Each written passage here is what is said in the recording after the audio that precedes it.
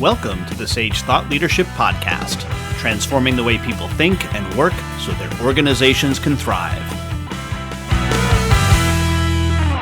Well, hi, everyone, and welcome to our podcast. I'm Ed Kless, and with me today is Rob Eichhorn. Rob is the CEO of North49, a leading provider of e-commerce and customer self-service solutions for Sage users. Rob has been involved in the Sage software consulting for over 25 years and has gained business experience across a multitude of industries, allowing him to understand the challenges these businesses may have and find solutions to help them.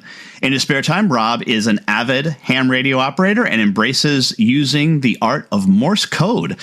Rob is also a competitive BBQer, which we talked about the last time he was on the Sage Thought Leadership Podcast. But Rob, welcome back to the Sage Thought Leadership Podcast. Hi, Ed, and thanks for having me back. Well, Rob, why do you do what you do? So I have, ever since I was a young guy, not saying I'm not young and still young, but ever since that, I've always been fascinated about remotely accessing systems, whether it be computers. I was one of the first people that could remotely start my car from a distance. And one of the impacts that has remained in my mind forever was when I was in my 20s. As you can hear, I'm not a native Canadian or American. I come from South Africa, and in my early 20s, I accessed CompuServe, which used to be the bulletin board of the day back then, before the internet. And CompuServe servers were in New York, and I was in South Africa, and I had to do this via a 1200 baud modem and satellite communications. And that was a great thrill for me to be able to know that I could press a button on my computer and halfway around the world, a computer was reacting to my request. So I've always been interested and involved in that type of stuff. And that's now led into my business, where we try and expand the Sage users' environment to allow their customers to remotely conduct business with them. Well, and we've been through some extraordinary times, as people have saying. Tell me what you think the impact of COVID has been on e-commerce. So before COVID, e-commerce was pretty popular, and there were a lot of people embracing it. But since the advent of e-commerce and us being going into lockdown, and that's both for the consumer and for businesses, it's almost become an expectation that you need to be able to serve your customers remotely via the web and allow them to conduct business on their time and not specifically within your business hours. And as I said, it's now become an expectation that's been done. And we can see this with the likes of Amazon, just exploding, and therefore people expect this all over. We also find that most people know what they want to purchase before they even contact you. They've researched this online. They've looked at all the aspects of the product or service that they are going to be purchasing before they've even contacted you. So we like to allow the Sage users to extend their business to the online world, and we're finding that's becoming more and more prevalent.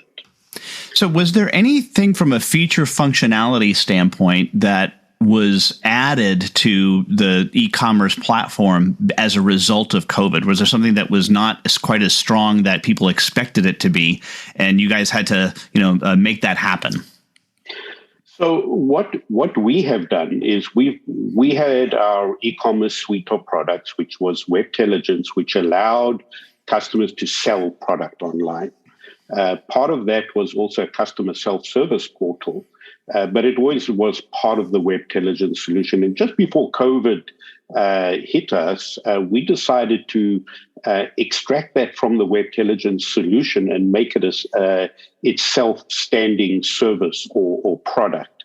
And what we have found since then is there are a lot of companies who may not necessarily sell widgets that want their customers to be able to conduct business online, log in, see the balance of their accounts, reprint invoices, maybe pay their accounts online, and that type of stuff. The expensive menial stuff that you would have somebody doing in your office can now be done by the customer. And again, as I said, on their own time, whenever they want or wherever they are in the world. And we have an interesting example. One of the niche markets that we've have a lot of traction with is the long-term care pharmacies who provide medications to residents at long-term care facilities. And typically what happens with that is that the kids are the people that are responsible for their account, and they may not necessarily be in the same city or the same country as where their parents are in a long-term care facility. So we have found that this has become very popular with them, because it means that, the kids who may be in Europe and the parents are in a long-term care facility somewhere in North America, the kids can log in at any time, see the balance of the account, pay their account on behalf of their parents. So that's just one of the niches we found that where this has become very useful.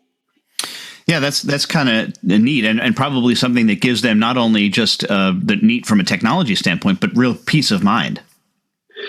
Yes, peace of mind, and from two sides. So it's peace of mind from the merchant or the Sage user point of view, that the accounts are going to be paid, the collections are a lot easier, they get paid quicker, and also peace of mind from, in this example, from the person who's paying the account, where they can log in and see the status and see maybe, drill down into what their parents are purchasing or what the requirements are of the parents. And they can do this, as I said, in a different time zone on their own time. It's the reverse of what I do with my kids in their school lunch. But Rob, we have an exit question that we ask all of our guests, and that is, who is a hero of yours, and why are they a hero? So I'm not sure anybody has one single hero. I mean, they're different heroes for different things. And I was thinking about this, and generally speaking, I admire people who buck the trend. Someone like Steve Jobs or even Elon Musk, who have, done things that people thought may not be successful and have become very successful with that. Other types of heroes maybe are people that are humane, good people, good to other people, and I'm very fortunate in my life that I've come across a lot of those. One person who stands out right now as a hero of mine is my mom. And that might sound a little cheesy, but when COVID hit, just within a few months of COVID, my mom, who is in a long-term care facility in South Africa, got COVID. And that was before any vaccines were out or anything like that. And she's 88 years old, and she got COVID and actually fell and broke her arm and could not go to hospital because of COVID. And she pulled through that, and fortunately, she's fine. But what makes her a hero of mine is she never complains about it. She always looks at the positive side of this, and I never hear a complaint. In fact, it even concerns me that she never complains. But everything's very positive with her, and I think that makes her a hero of mine. Being positive through all this. And lastly, Rob, how can somebody contact you? You can contact me via email, rob@north49.com, or solutions@north49.com. You can contact me via phone, 1-888-599-1115. All right. Rob Eichhorn, the CEO of North49, thanks so much for being a guest once again on the Sage Thought Leadership Podcast. Thanks, Ed. Review and subscribe by searching your podcast player of choice for Sage Thought Leadership Podcast.